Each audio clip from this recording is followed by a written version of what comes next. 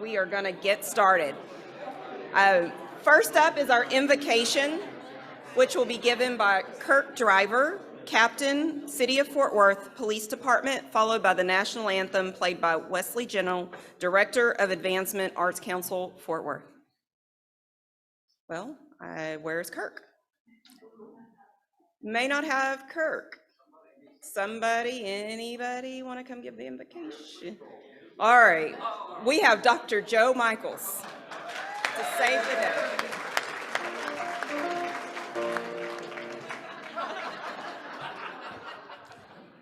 You know, last week when Jason Ellis was in charge, he said, bow your heads. And that kind of reminded me when Jason is a football coach or a baseball coach talking to the team. I, being a recovering academic, I'm going to say, let us pray. So let's bow our heads and let us pray. Our dear Heavenly Father, we come this day to give thanks for the many bountiful blessings thou hast bestowed upon us. We give thanks for a variety of blessings that you have given us. Our nation, our leaders, the ability to share and have fellowship, the food that we're about to partake, the people that have prepared it, the people that have served it. We pray today for our leaders at the local level, the state level, and the national level. We pray in our world today that is a tough, dynamic, ever-changing world, that you guide those individuals to be able to make the right decisions. We give thanks for the members that are here at Rotary, to be with them and guide them. And these things we pray. Amen.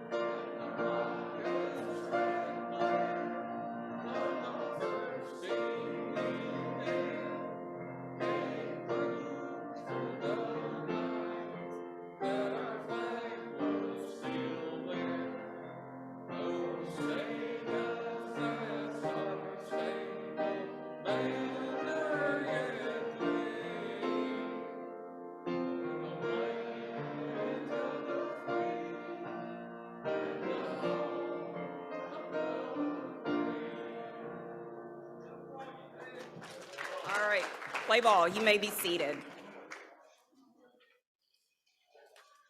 And now we welcome our new member, Lynn Griffin, owner and practitioner, Griffin Eye Care, to welcome our guests today. Lynn?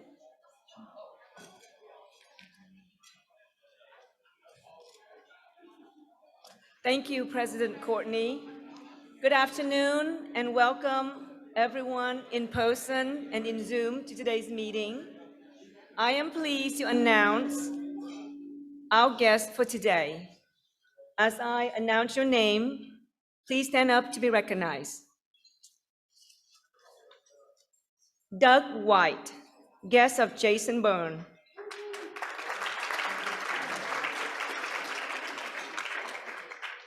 Jordan Stimson, guest of Ty Stimson.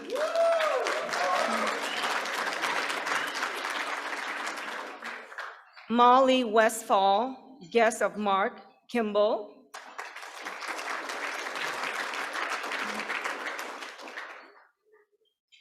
Pam Boges, guest of Mark Kimball as well.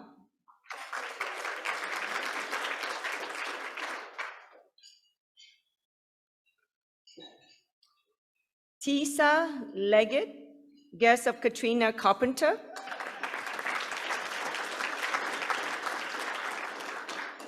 Virginia Carter, guest of Mark Kimball as well.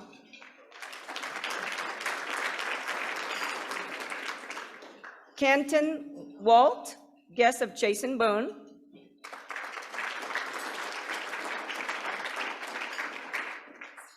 Tyra Ingram, guest of Nathan Schneiderwent.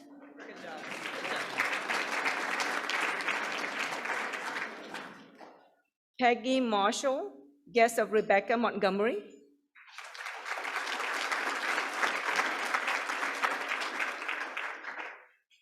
Tara Holt, guest of Betsy Price.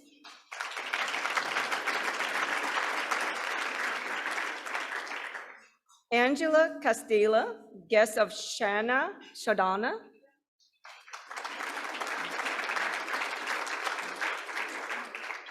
Sarah Pearson, guest of Dawn Pearson.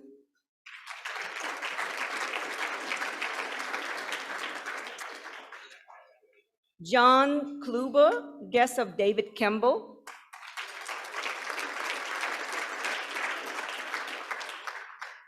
Becky Ramirez, guest of Maria Woolman.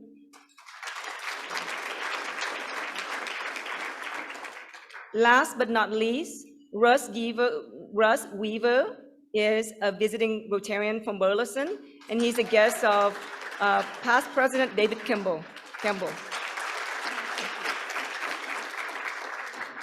Thank you. Welcome to all of our guests. And now it's test time. If you will repeat with me our four-way test. Number 1, is it the truth? 2, is it fair to all concerned? 3, will it build goodwill and better friendships? And 4, will it be beneficial to all concerned? And now the time that some of you have been waiting for, and some maybe not, it is time for our newscast to be delivered by Ty Stimson, attorney, Patterson Law Group, and he brought his wife as his censor today. Come on up.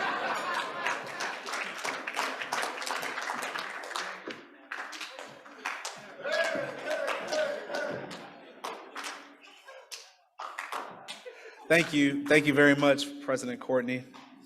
You know, I'm starting to feel as welcomed as trees in Sundance Square right now. But this isn't about my feelings. It's about the news for this week. So let's start with some international news. In northern Denmark, an IKEA showroom turned into a vast bedroom. 6 customers and 24 employees were stranded by a snowstorm and spent the night in the store. Up to 12 inches of snow fell, trapping the customers' employees when the department store in Albert closed on Wednesday evening. After being trapped inside for 12 hours, the customers still had not finished putting together any of the IKEA furniture.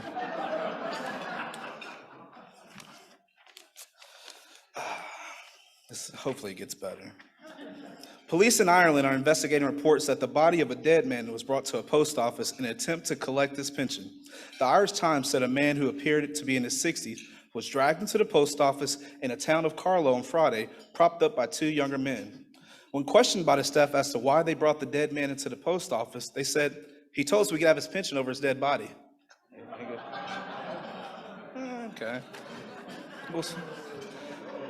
Well, let's look at some news across the country now. An Idaho man, David Rush, is celebrating accomplishing an unusual goal, breaking 52 Guinness World Records in 52 weeks. David Rush said he set out to break 1 record a week in 2021. Rush kicked off the year by breaking the record for stacking bars of wet soap and finished the year with breaking the record of covering a person in wrapping paper. Learning of David Rush's accomplishment, his employer announced that work from home will end immediately for all employees.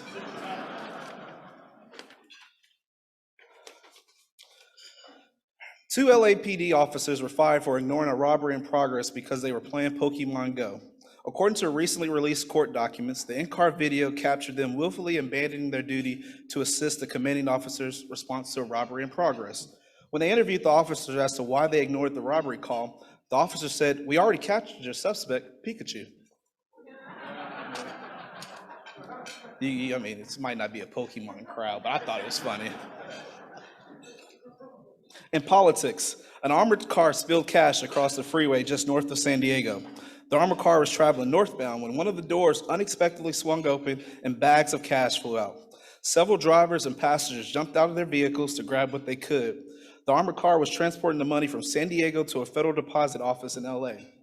I knew the Biden-Harris administration mentioned that they would be throwing money into infrastructure, but I didn't think they meant it literally. I don't know how this next one's gonna go, we'll see. In sports, two Maryland zebras that escaped the farm in mid-August have returned to their herd. A Prince George County official said the Roman zebras returned sometime last week, but gave no details on how and when the recovery took place. When asked if the zebras were the officials in the Dallas Cowboy playoff game, the Prince George County, Maryland officials had no comment. Zebras, stripes, referees. Okay. The next one is a prideful dad joke, so I take pride in this next one. Moving on to the economy and financial news. The adage, good help is hard to come by, still rings true. A supermarket employee for Aldi was working solo and decided to lock up and leave more than 15 minutes before the closing time. Only one big problem. He forgot to check to see if any customers were still in the store. Two customers turned accidental prisoners, enjoyed beer and wine as they made TikTok videos and called the police. 30 minutes and a bottle of wine later, help arrived. Police told the two customers this happens all the time. Come on. Okay. And last, in culture, Kanye West brought a $4.5 million home across the street from his estranged wife, Kim Kardashian. The purpose of doing so is presumed so he can effectively co-parent with Kim. West's first remodeling project was setting up cameras to monitor Kardashian's home for safety of their kids. When asked how she felt about Kanye moving across the street from her, Kim said, "I'm used to people watching me online." Okay. Now for the weather. Expect a high of 69 tomorrow and partly cloudy on Sunday with a high of 70 degrees. Y'all have a good weekend.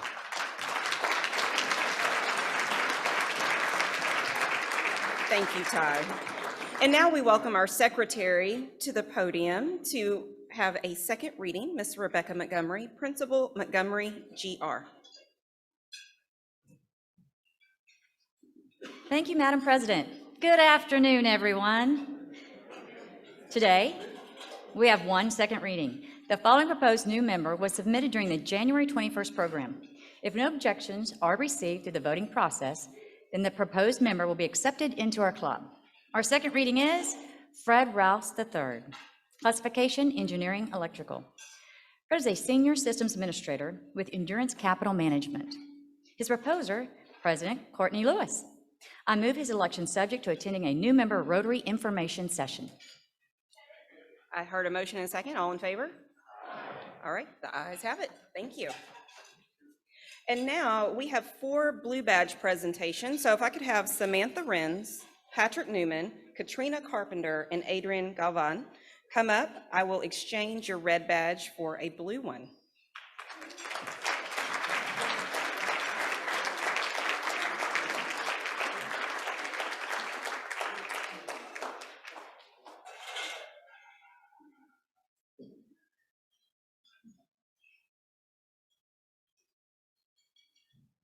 And as a reminder to our Red Badger, it just takes 6 acts of service and you can complete many of them in one day. So contact the Rotary office if you need to schedule your acts of service.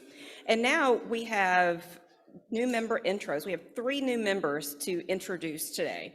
Our first new member will be Onyinye Akujo, proposer, Courtney Lewis. Onyinye, come on up while I start reading your bio.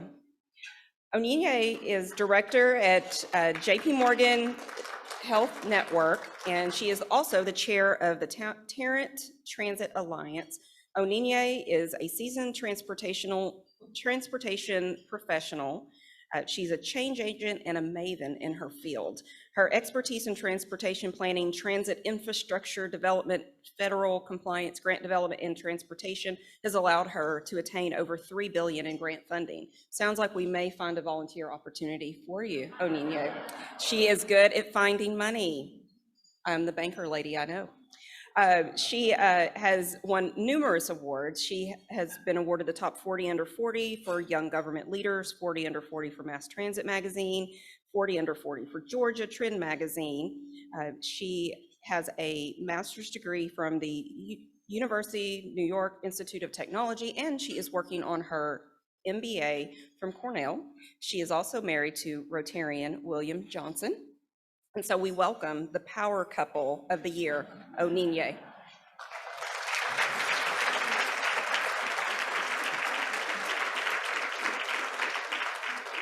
Well, thank you, President Courtney. So I was told to come up here and say something interesting about myself. So I was trying to figure out what could it be. But then I went back into my history of doing a lot of servant leadership and community trusteeship. And I've met 4 presidents that are currently alive. My first president that I met was Bill Clinton. This is when he first moved to Harlem to do the Clinton Global Initiative. And I was doing a lot of the Harlem Empowerment Zone pro bono grant work, so I was able to meet him. Then through my fun experience on being on the Tyra Banks show, I met President Barack Obama and his lovely wife, First Lady Michelle Obama, so that was exciting. And then through my first master's degree, where I was doing a big marketing project, I met the President Donald Trump, and we were actually using his Trump Tower as a new marketing strategic plan through my marketing capstone. And of course, the last president, who was then a vice president, was President Joe Biden, where when I was bringing in it's called the American Reinvestment Recovery Act funds for the Brooklyn Bridge, which was a whopping $509 million. Vice President Biden was there to pretty much look over the bridge and thank us at New York City Department of Transportation for our initiatives. So that's an interesting fact about me. Thank you. There you go. Welcome to our club. All right, and next, I will have Chris Kobler and past President Fernando Costa come on up.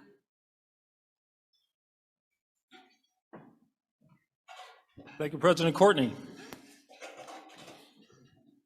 I've heard many of you say, and I agree, that one of the best things to happen in local journalism recently is the emergence of Fort Worth Report as a trusted news source that actually meets the Rotary four-way test.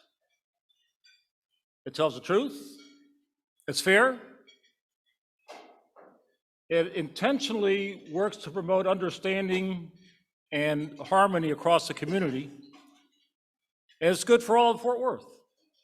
And equally important has been the arrival of their publisher and CEO, Mr. Chris Kobler, who brings with him a keen intelligence, a strong sense of civic purpose, a wonderful sense of humor, and a commitment to live out the Rotary motto of service above self. Now, I could read you his bio, and it's really impressive. I could tell you about his newspaper jobs in Kansas, Colorado, South Dakota, Denton, Victoria, about his fellowship at Harvard, about all the wonderful awards he's received over the years. But let me just say, if you get to know this gentleman, I guarantee you, you will like him. Chris Kobler.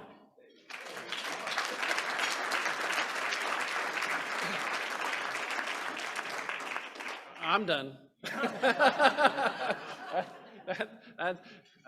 Thank you so much. That's so gracious, and I have the wonderful job of having conversations with people in the community about what's going on, what's important to them, and how that should inform our news coverage. So I invite all of you to reach out to me at some point. I hope I have coffee with all of you. Really, I love that part of my job, and that's some of those conversations led me here. Honestly, I had that conversation with Courtney. I had a conversation with Carlo. I mean, I said this downtown Rotary is something else. I mean, I've been around a lot of Rotary clubs, and this one really impresses me a ton. Something interesting about myself, I don't know how I top that, but the most interesting thing I find about myself is my family. My wife, I met my wife, Paula, 33 years ago in a newsroom, and we've been married 30 wonderful years. To clarify, that's 31, like in 30 wonderful Baskin-Robbins flavors. And we have 2 kids, Nicole and Paul, who are both working journalists. So you might say it's all in the family. Our daughter reports for Axios in Austin. Our son covers City Hall in Baton Rouge, Louisiana. So that's the most interesting thing about me. So I'll stop there. But thank you all so much. Thank you so much, Fernando. get you your badge that won't fall off. All right, that'd be good. Oh, There you go. Thank you. All right, and now Carlo and Matt Sylvia, come on up. Past President Carlo. Thank you. Immediate past. Thank you, immediate past President-elect Courtney. Working on it. It is my pleasure to, working on it, working hard. Matt Sylvia is the Executive Vice President of Commercial Lending for First Financial Bank, and we are so excited to have him as the newest member of the club. He's a new Fort Worthian. He moved to Fort Worth 6 months ago from New Hampshire with his wife Heather and his sons Tatum and Asher, 6 and 4 years old respectively. Now, his first Rotary experience was back in high school. Back in 1995, he was just a high school student in Keene, New Hampshire, raising money for his Interact Club, which is like a Rotary for high school students. Now, we were very strategic in recruiting Matt because not only has he been a Rotarian for the past 16 years in Dover, New Hampshire, but he was president of his club in 2013. Please help me welcome our newest Rotarian, Matt Sylvia.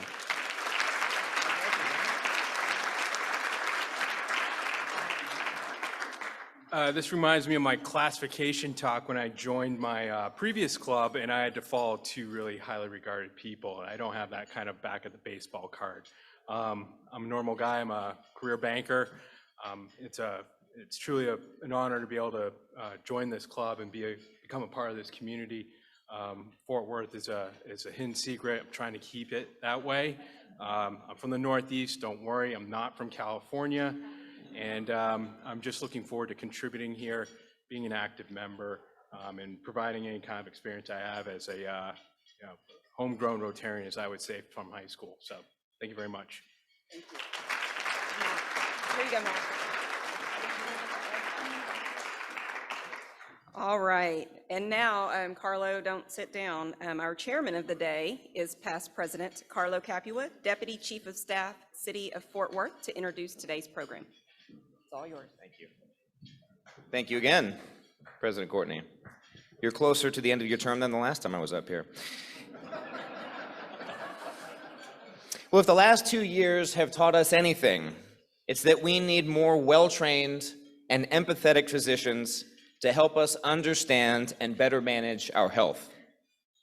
And this need is only compounded by 2 key statistics. Number 1, our little town of Fort Worth, Texas is now the nation's fastest growing city.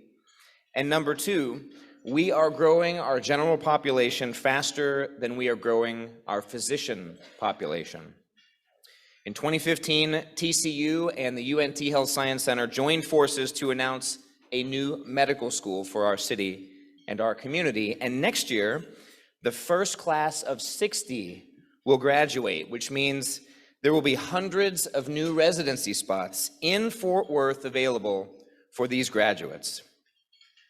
Additionally, the school is uniting hospitals and physicians across the region, proving that being competitors doesn't mean that you can't also be collaborators.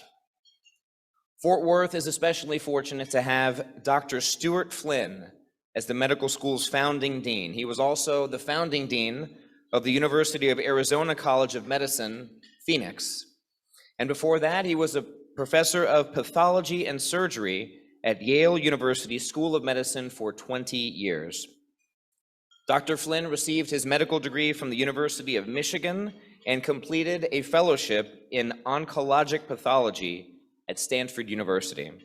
And it is highly likely that the physicians being trained by Dr. Flynn will one day take care of your children or your grandchildren, or maybe they'll even be taking care of you.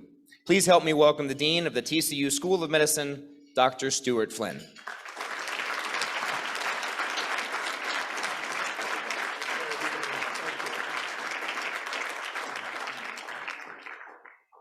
Well, I could make this very brief because he pretty much just gave my speech. So thank you very, very much. It's very nice to be back. I've had several people say they've heard me speak several times, so I apologize for that. I've tried to add some new material. I've learned a little bit in public speaking, some important do's and don'ts.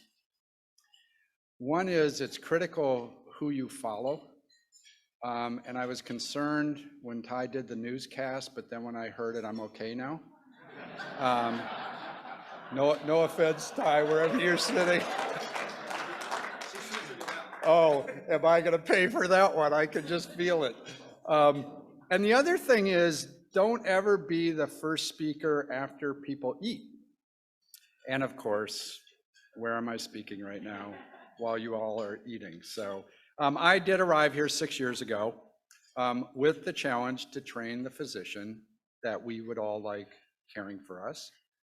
We do train empathetic scholars. That's our goal, as Carlos said.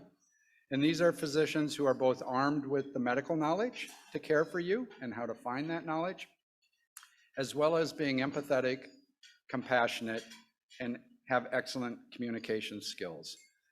So that is how we have designed this medical school from the time I arrived here. As Carlo also said, this school started with both TCU and UNTHSC as a very positive, very collaborative effort. Mayor Price is here. She played an integral role in unrolling this, unveiling this. So thank you for that, Mayor Price. For background information, because as many of you have maybe seen, we have just very recently dissolved this relationship. I just want to put a little context around that. Number one is there has never been a medical school in this country before that has been started with 2 universities. And I think you can see there's some real complexity to that. And part of that complexity is the accreditation body only allows one university to be the university of record. So we knew that when we started this and when they hired me, and we tried really hard to kind of undo that. We didn't succeed. So that's part of the complexity I would share of this recent dissolution. It's been amicable. And I just want to make one thing perfectly clear, as Mayor Price knows very well, this city is plenty big enough for 2 medical schools, and this is not a competition. We are both have benefited from one another, and we will continue to benefit from one another. So when I arrived here, I basically had a clean slate to build a medical school, and that's pretty profound. Any place else I would go, I basically become the next person maintaining a medical school. So Yale is now about a 230-year-old medical school. So you can imagine what you're maintaining at a place like that. So we are trying to take advantage of opportunities. I want to share some of those and some of our successes with you. So as mentioned, we want to train exceptional MDs who are empathetic scholars. I just want to highlight the scholar part of this. I just want you to hear this for a second. You may have heard this number before, but medical knowledge now doubles every 70 days. So if you started medical school today, a year from today, medical knowledge would have gone through 5 iterations of doubling. And when I was a medical student, it doubled every 8 years. And that felt impossible, just to be really, really honest with you. So the only point of this is, not only can medical students and doctors memorize everything, it's foolhardy to think we're going to train them to do that. So a major part of our training is teach them how to find the present, up-to-date knowledge. So that's the scholar part. The empathetic part requires longitudinal patient care. So, and this has been very nicely studied. And medical schools don't typically do this, and I'm not going to go into how they do it, but this was the opportunity with a clean slate. So our students start to see patients the first week they arrive, but critically, they keep seeing those patients, some of them for all 4 years. And what that really means is they get to know their patients. And we know that when individuals get to know their patients, certainly medical students, they've arrived with sky-high empathy and they maintain it. So that is why we have set this curriculum up the way we've set it up in Fort Worth. Compassion and communication, huge part of our training. We hire actors, so to speak. I'm recruiting you if you want to do this.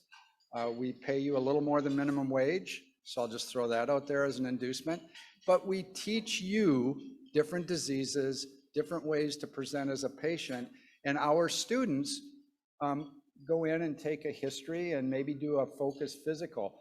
I will tell you, that is amazingly anxiety provoking for a medical student. You may be an actor and you're not really sick, but in about 5 seconds of them entering your room, you're really sick in their eyes. And what that means is they're getting to learn all of this before they actually really do see patients. That's profound. My generation did not have the luxury of doing that. And we can talk about how dangerous that also can be for medical students and young physicians. I love hearing from our faculty. And if you know faculty, they're not necessarily keen to share compliments. I love hearing how well-trained our medical students are, those that are out in our community now. This is a tough crowd. Even a tougher crowd are medical students. And this generation definitely looks you in the eye and they let you know what they think. That's a beautiful thing from my point of view. And by no means, I don't want you to think after this with what I share that we're on autopilot. We're anything but autopilot. We have a lot of work to do and a lot of improvement. And our students let us know that, and that's great. We have 3, I would say, unique courses, and then I'll append the unique for one of them that no other medical schools have. So first of all, we have a 4-year communication course for our students.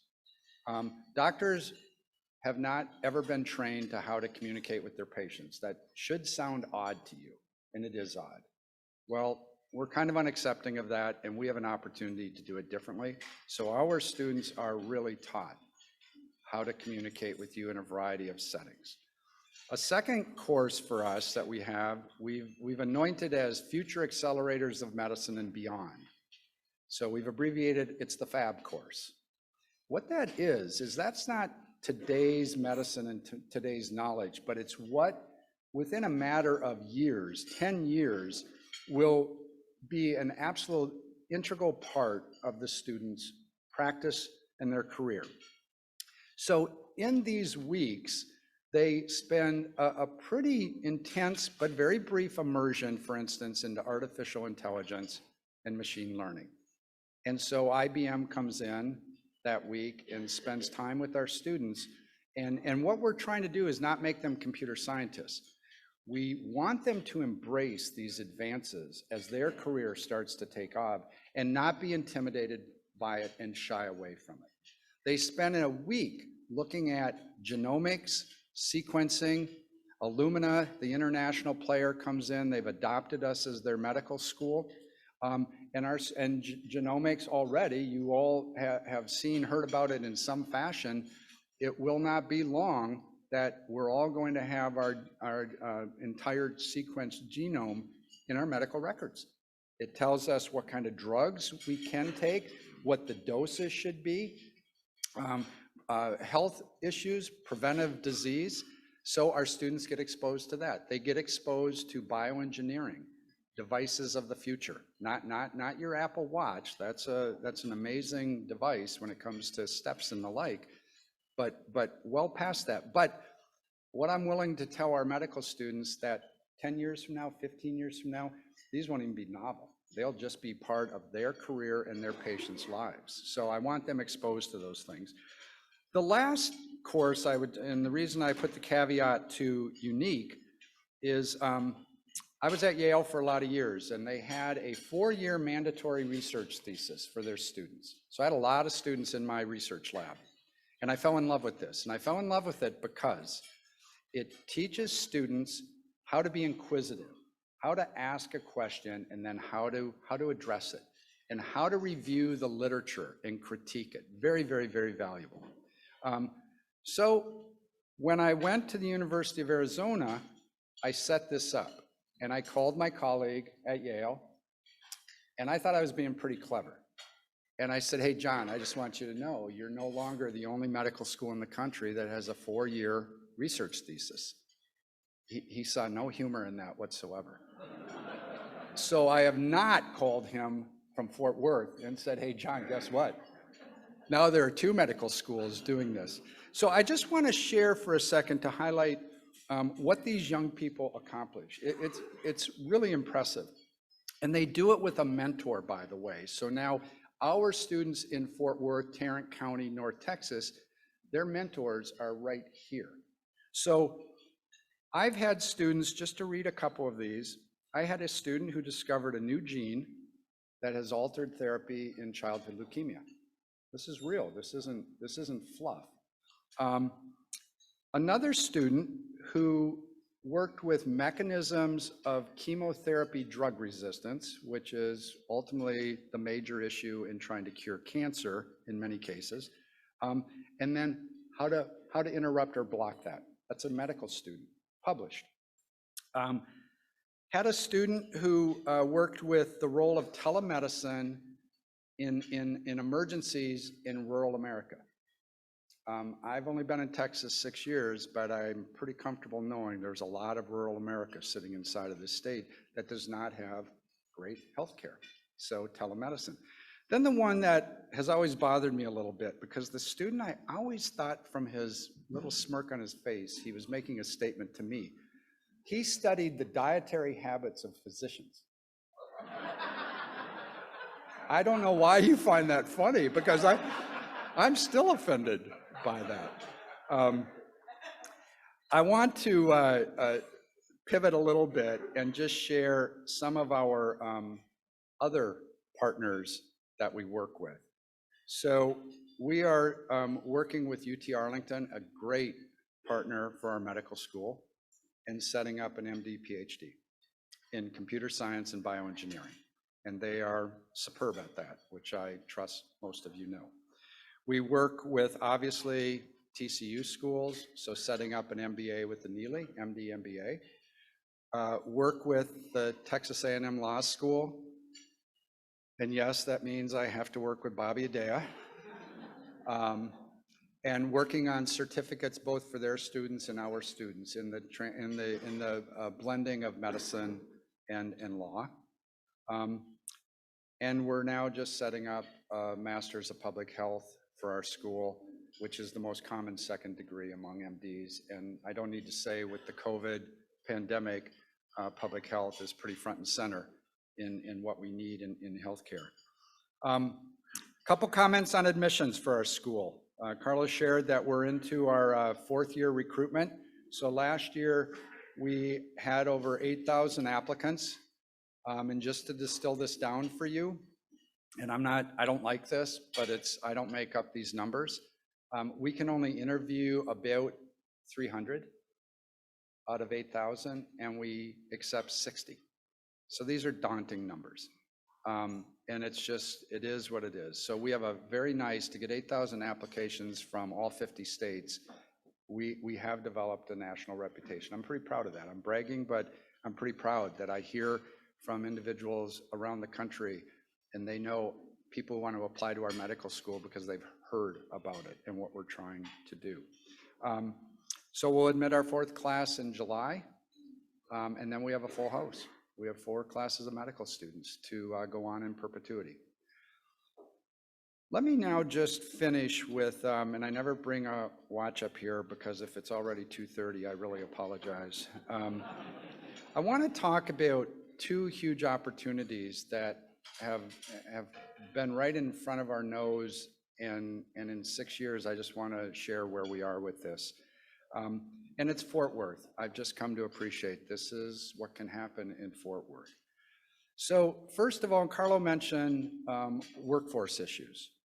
So we are, in the state of Texas, 45th out of 50 in the number of physicians per capita. And nationally, we're in a crisis. No one knows this because you can still make an appointment and see a physician in Fort Worth. You may wait longer than you want to wait, that's for sure. So we're 45th, and in 5 years, the state of Texas will be 10,000 physicians short per capita. There are a bunch of reasons for that, not the least of which is an aging physician workforce. But another big part of that is we are now training enough medical students. We do not have enough residency programs nationally for them to do their training. So that's the bottleneck. And there are a whole bunch of reasons why that is. So this is the beauty of Fort Worth. So a major victory. So nationally, there are 35 residency slots per 100,000 people in states. Fort Worth has 12. That's what we've had. So unbelievable opportunity, not taking advantage of it. And that's not meant to be a negative. It wasn't the right time. Now was the right time. So we have partnered now with Baylor All Saints and THR, Texas Health, collaboratively, unbelievably. And with both of them, we are now building residency programs in Fort Worth and, by the way, in Tarrant County, not just at the two flagship hospitals. And very soon we will have added somewhere between 500 and 700 residency slots. What does that mean in Fort Worth? So it's a workforce issue, first of all. It means our students and the TCOM students will now have residents to help train them. That's a beautiful thing. It also means when they apply for residencies, if they want to stay in Fort Worth and they're competitive, they can now apply to local residency programs. But a couple other things. Number one is MD graduates nationally, 85% will only apply to residency programs that are affiliated with a medical school. So now we have those. So now we can attract nationally great candidates to come to Fort Worth to these programs. I should mention JPS, phenomenal, so not a slight there. We're working with JPS, Baylor, and THR to build fellowships. So another huge component to the workforce issue. But the last thing I just want to share with you is in Fort Worth, 80% of those who do their residency training here will stay here. So we will definitely do something about the workforce. This is a huge victory, and the reason we can do it is it hadn't already been all built out. The second huge victory I just want to share with you is medical schools typically have 3 pillars, and they're pretty logical. They're patient care, their education, and their research. We've added a 4th pillar to this school, but I'm not going to spend any time on it, but I don't want it to get lost its significance, and that's community. And it's not what the community does for us, it's what we give to the community. And these young people are amazing what they do in Fort Worth. Very quietly, we don't ask for notoriety, but I can guarantee you they are growing amazingly doing this. And this is what they're going to do when they go to their communities to practice. But the pillar I just want to mention for a second is research. So conventional research and major academic medical centers are big towers, they're bench research, they're very expensive, and they're contingent on NIH funding. What's happening nationally is the successful giants are staying successful, and those that aren't are kind of dwindling because the funding isn't there and the competition's too intense. So for Johns Hopkins, we're good to go. I'm not going to mention any other out-of-state medical school, but they're struggling. So I did not want to start this here. I made it clear when I was being interviewed, I would not do that. We don't have the building, we don't have the money to hire these teams, and we would lose money because we would not do super well being funded. But there was a little sliver of gold in all of this. So we are putting together, and let me name the partners again, JPS, Baylor All Saints, and THR working together for the School of Medicine to be the single source with them now as the spokes away to set up a clinical trial research consortium in Fort Worth and Tarrant County, which will make us as a single source consortium times 10 the largest clinical trial site in the country. So what that means is, it means a lot of things. It means now we will recruit physicians to come here who want to be a part of this kind of practice. It means care for patients will now go up. Now you can stay in Fort Worth and be put on a clinical trial, whatever it is that you need a clinical trial. It means from a discovery point of view, we will very easily be where pharma and biotech knocks on our door first because they want to open and close studies as fast as they can because that's money to them, and we'll be able to do that. And we have the diversity of the population, we have the patient base to do these things. So that is what we're doing with the clinical trial. So when I talk about students doing research, now we'll have this for them to also work in. Residents need this also. And then ultimately, and I won't look at Mayor Price, but the other thing that happens with this is as pharma and biotech starts working with us, they'll come to Fort Worth, they'll see Fort Worth, they'll see all the beautiful things we love, and downstream will be the high probability of now industry moving those sectors here instead of Austin, for instance. And that's not a knock on Austin. There's plenty to go around here, but it'd be nice if we're a big part of that game. So those are two huge opportunities. I'll close with, when I came here, we hired Trip Umbach to do an economic impact study. They do them for all the medical schools. And they did one for us in Phoenix when we started that school. And they came back and they said, in a decade, you will be a $2 billion a year, you'll have a $2 billion a year economic impact on Phoenix. Well, in Phoenix at the time, we were hosting a Super Bowl. And it was pretty common knowledge that Super Bowls kind of bring in $500 million. So that immediately got converted to 4 Super Bowls a year without all the hassles of hosting a Super Bowl. So we did the study here. I wasn't surprised by this result. Maybe I'll let you do the math. So we're 8 Super Bowls. So $4 billion a year economic impact they've predicted for us by 2030. Now it's indirect and direct. I want to be real clear. It's not just the medical school and we have a budget like that. Please do not tell the chancellor that, because you will be looking for a new dean by 5 o'clock this afternoon. But I just want to say that with what has happened, which I would never have predicted we would be where we are this quickly in 2022, I'm not convinced that we're not spot on in where this economic impact study is predicting for us for 2030. So on that note, I will be quiet. I can't thank you enough for letting me share something I'm very, very proud of. I love to brag about our students. I love this community, and it just feels so nice to be giving back to something that gives so much to us. So, and I also appreciate your laughing at some of my jokes, because my colleague sitting right here has done nothing but roll her eyes for every one of us. So I am done. I am happy to ask any questions. If they're too hard, I'm not answering them. Yes.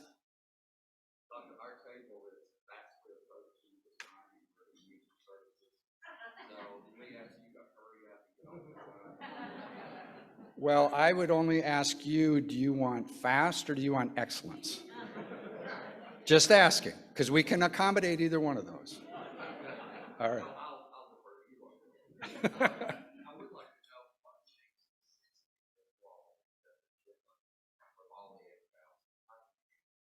Yeah, no, that's, first of all, let's, I did admissions at Yale for 18 years, and we would say, not with any slight to these young people, you could put the 300 names on a board and throw darts and take the 60. The distillation of those 300. So we know what we're trying to train. We're trying to train empathetic scholars. So we focus on those traits. These young people not only take entrance exams and have grade points, but they also respond to essay questions. And the essay questions we have them respond to are ours. And they're very focused on what the attributes of our school, the attributes of the Fort Worth community, and the issue of and we all get it. It's nothing, it's the written word, but that's how we try to make those distinctions. And actually they do them by video now, which for those of you over the age of 19, that should scare you witless. But they actually answer the essays by video, and you can tell the person who's reading it, and you can tell the person who's comfortable with the question, and I'm just going to answer it in 90 seconds.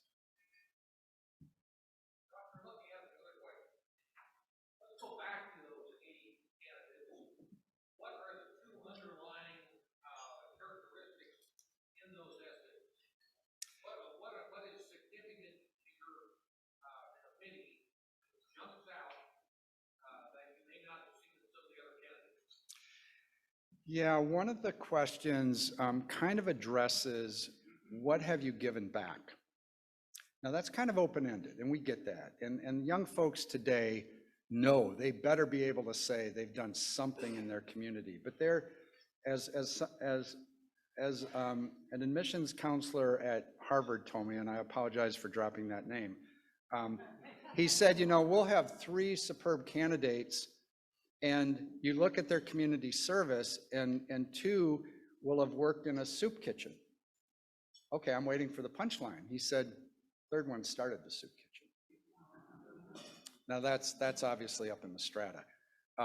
So we are looking for, what have you done in your community? Tell us something that has impacted your life in kind of that realm. Now, not everybody has one of those, but it is pretty impressive. Many of them do. So that's probably the biggest thing that we look for. And then we look for, no surprise, kind of a passion that rises above what the written word or the verbal. And you look for little characteristics in that. You can see it. You will see a candidate who has worked with a special needs 4th grader. And you'll look at the resume and worked with a special needs 4th grader, and then the next year a special needs 5th grader, and then the next year a special needs 6th grader. You can see where this is going. It's the same special needs. That's a special person. Didn't just go in and do it for a month so can put it on the resume. That's also good. This is real. So it's those kinds of things that we look for.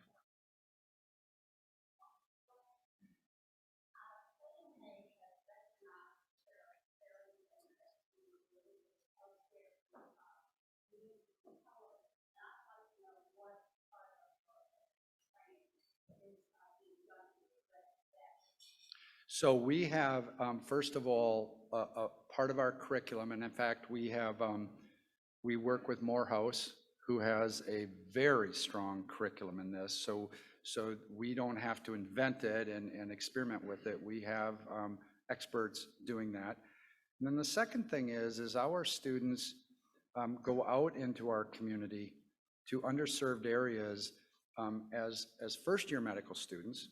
They almost all in their clinical training have some experiences in these same communities, but then in their 3rd year, they spend 16 weeks as a team of 10 in one of the, like Stop 6 as an example. And again, it's not the token. It's not to get a pat on the back. They already know that community. They've been working with it since they were first years.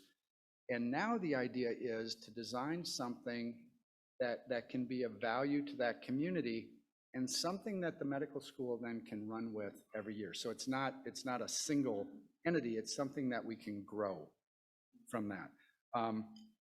And I will drop one name, and she's probably not here, and those of you who know her, I just love her to death, but Rebecca Brumley has funded our opportunity to not try to do all of this on a nickel. So she helps us fund that. I hope that helps a little bit. We really expose our students to this. Again, and I'm telling you here, but we don't do this to be on the front page of the Star Telegram or to be on NPR. We do it because these are life-altering experiences for these young people. And inside of that, you see the inequities of healthcare, big time.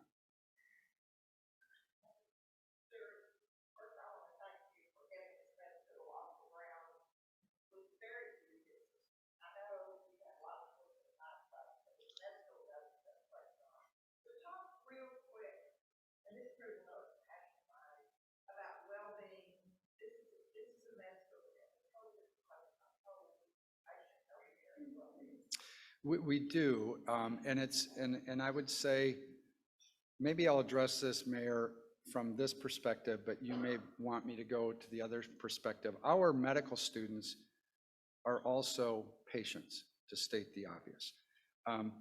And medicine has become very concerned about the well-being, the wellness of medical students, the wellness of residents, quite frankly, the wellness of physicians. And, burnout, we all hear that term. It's real. So what we've done at this medical school, and again, I'm very proud of this. We were the first school to do this, and a lot of schools are calling us now, and we're still not perfect. But our students arrive, and each student has two career development, physician development coaches. And they have two jobs. First of all, they're physicians. So they've walked in the shoes of the medical student. So there's no guessing how hard what these young folks are going through. So they work on the positive side of career development, but they also keep track of their students on how they're doing in school. And what you learn very quickly with medical students is they're amazingly consistent. A student who gets an 85 on an exam, you will just be shocked. 85, 86, 84, 85. What you're looking for there is the change. And the change is that student who all of a sudden gets a 50. That's not because the material was hard. It's not because the student all of a sudden got lazy. Something happened in that student's life. It might be your mom was just diagnosed with breast cancer. It might mean you just broke up with your significant other. A whole bunch of life happens. That's where our wellness coaches will come in now and have a conversation with that student to see what's up. Because what traditionally has happened in medical schools, we're supposed to be tough. And we don't need to be coddled. You know what happens in that environment. You have no one to talk to. And so the extreme is suicide. But there are a whole bunch of things before suicide that are exceptionally problematic to those young people. So that's what our students go through. But we also, in this community, and now we need to engender this in residency training, is also the patient well-being. And that, so I apologize. I probably did not answer your question. You told me to be brief. I wasn't brief, and I didn't answer your question. So, so you got a twofer out of that.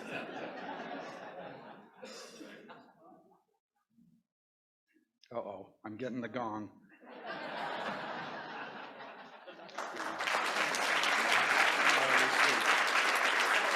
In honor of your time, we donated a book to the Fort Worth Public Library, and a copy of the booklet that will be in the book. Thank you. All right, wow, what an asset to our community to have a medical school here. And I think the secret is now out about Fort Worth. I think people are gonna know that Fort Worth is just a great place to be. A couple of closing announcements here. We have, if you would like to sponsor a program, please see Mark Maurer or call the Rotary office. For those of you who are able to get a ticket for the USS Fort Worth Happy Hour, that's today from 4 to 6. I hear we sold out. That's at Del Frisco's. And then after this meeting, we have a Board of Directors meeting on the 11th floor in the President's Conference Room. Next week's program is Mayor Maddie Parker, City of Fort Worth. Don't forget to RSVP with Aurora. And with that, I hope everybody has a great weekend. This meeting is adjourned.